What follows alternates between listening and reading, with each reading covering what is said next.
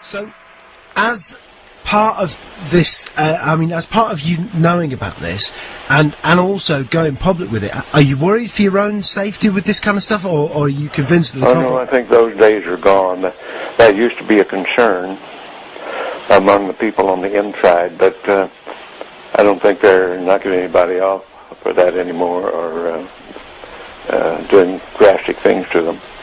What do you think the intent of the aliens is? Is it hostile or peaceful? No. It's not hostile. It's pretty obvious that if it were hostile, we'd have been gone by now. Really? I mean, what? We could have been.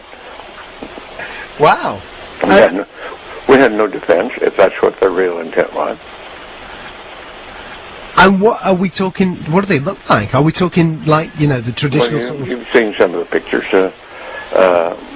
The pictures that I know of, some of them are these little people that look strange to us.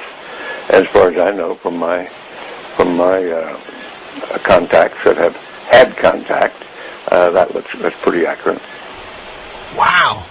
Do you think other people who were involved in the moon landings know about this? Some of them do. But again, it's like other people. If you're interested enough to dig into it and want to know about it, you can know about it. Because, man, listen, I know you're a busy guy, and I know there's other people who need to... Yeah, this phone, that leaving me alone with this other phone that's ringing all the time, and I'm by myself here. No.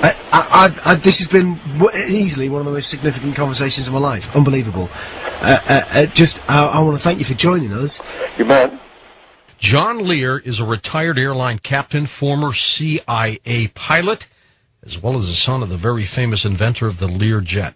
He's a Lockheed L-1011 captain, highly regarded in aviation circles. He has flown more than 150 test aircraft, and he holds 18 world speed records.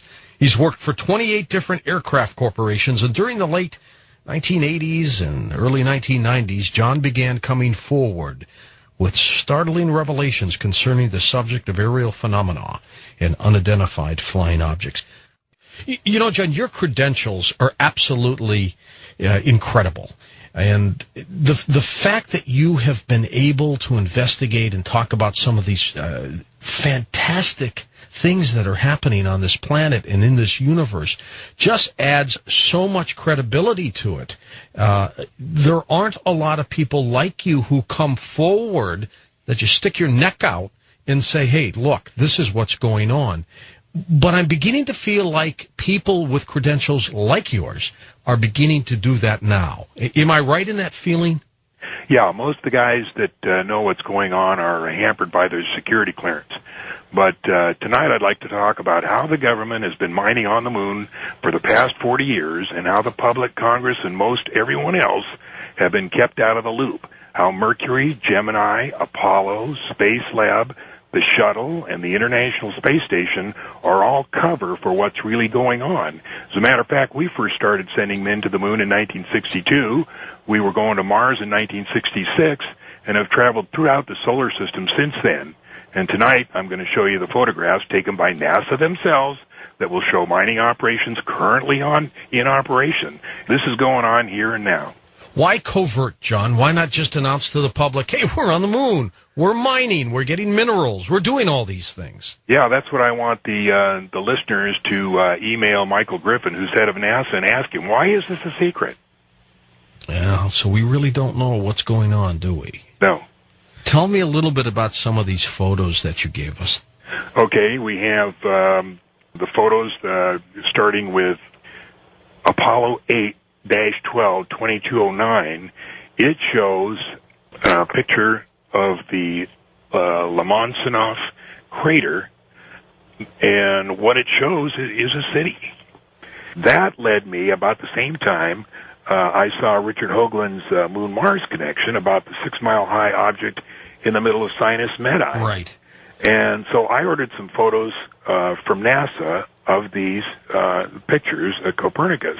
Here's the deal, George, and here's how it got so interesting. Somebody sent me, and I'll never know who it was, a 16 by 20 negative of 162H, Lunar Orbiter 2, oblique photo of Copernicus, which had not been airbrushed at all. And it was spectacularly clear. I took it over to Bob Lazar's, and it was so big that he had to make 4 different scans of it. And we started looking at it, and it was just really interesting. And we just amassed all these things that were going on Copernicus. It's obviously a mining operation. Mm-hmm. You can see cranes, you can see buildings. It's all there. And this just happened like in December. I started putting these photos on the scanner and looking at them, and it was just amazing. There is a city. I mean, there's a spaceport, what looks like a spaceport. There's tubes, there's roads, there's vegetation, there's lights.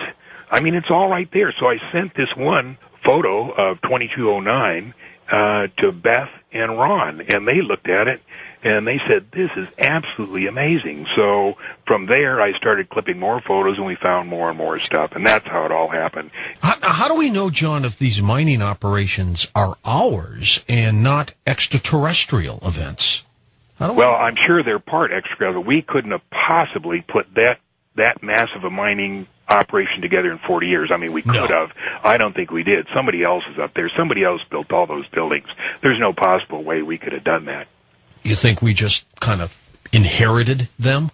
Yeah, I think we work with them up there. Now, I don't know who that is up there, but they're the ones that built all that, and we're doing mining. Now, the reason I know that we're involved is several years ago, I ran into a real honest-to-gosh government insider. He's dead now, but he told me 3 things, and one was that we had been going to the moon since 1962, that the population of Mars was 600 million, and they looked just like us, and the other thing was that he had worked on a piece of mining equipment that was to go to the moon. He said, John, we built this thing down in Alabama, way out in the nowhere. He said, it was so enormous. He said, when we finished the project, he said, I actually rented a little airplane. He said, I'm a private pilot, and flew around this piece of equipment just to get an idea of how big it was. And I said, how did they get it to the moon? Yeah. He said, I don't know. And that's, the deal in compartmentalization.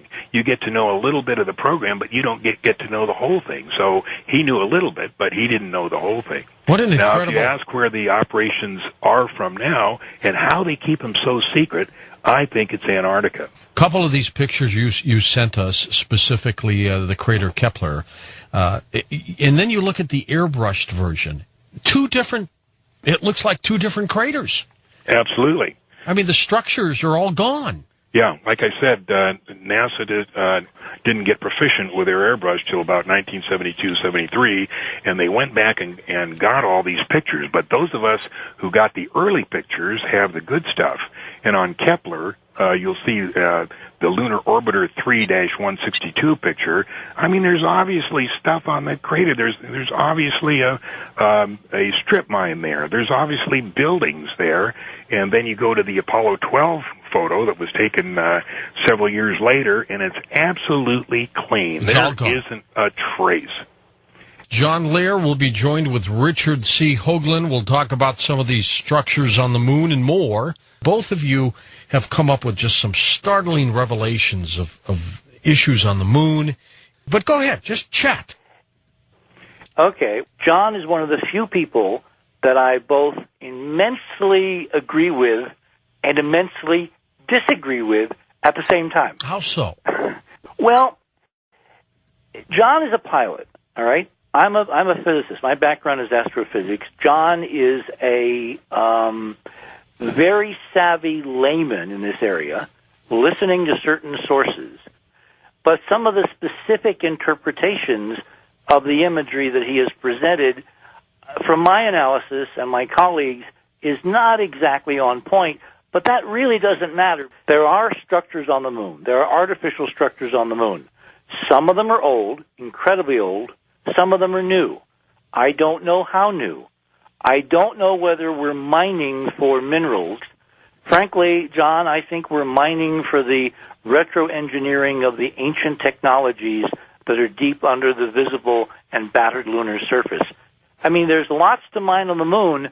I don't think it's minerals. I think it's technology and the ancient science of those who came before.